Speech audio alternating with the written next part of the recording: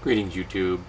Within the past week, Desmond Tutu, former Archbishop of the Anglican Church and Nobel Peace Laureate, was quoted as saying, "I would refuse to go to a homophobic heaven. No, I would say sorry. I would much rather go to the other place.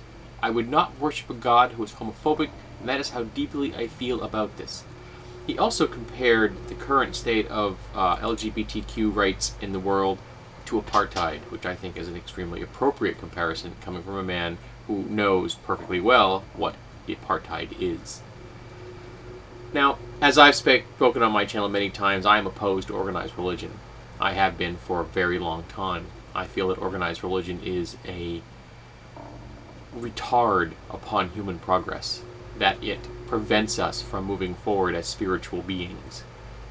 That the only connection that we need with the divine is between ourselves and our gods.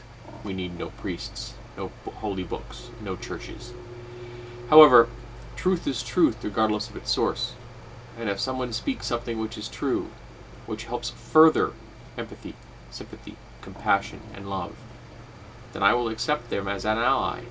And in this particular case, Desmond Tutu has explicitly said that he is an ally to compassion, to the expansion of civil rights to all people.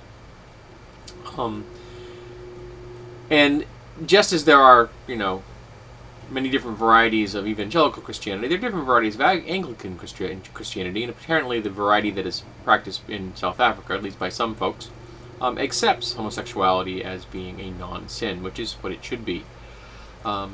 Just the other day, the current Catholic Pope made a comment that he himself does not have a problem with gay people, so long as they've found their way in Christ, which is magnanimous of him. However, the Catholic Church stance on homosexuality and homosexuals has not altered, and the the Catholic Church's stance is essentially that they don't have a problem with the fact that you are homosexual.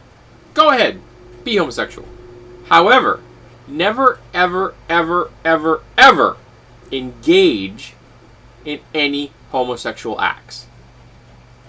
So, to put that into context, I'm going to turn that around, and I'm going to say, if the church said, you can be a heterosexual, be a heterosexual all you want, but never ever engage in any heterosexual act. Not ever. And because the church has a particularly anti-sex view of the world, no wanking. So, would it be fair to ask every single heterosexual person in the world to never engage in heterosexual acts? No, of course not. That would be absurd. And it is equally absurd to ask homosexual people to not engage in homosexual acts. There's nothing ethical or moral about homosexuality any more than there's nothing ethical and moral about heterosexuality or any of the things in between. It's a spectrum, folks. It's not a switch. And we need to remember that. It's a spectrum. And where you fall on that is not a comment upon who you are as a human being. It is not an ethical or moral judgment. It's just a fact of life. And if you move on that scale from one end to the other, or you find yourself smack in the middle, doesn't matter. There is no ethical or moral component to it. It is simply what is. I'm glad Desmond Tutu is on the right side of history here.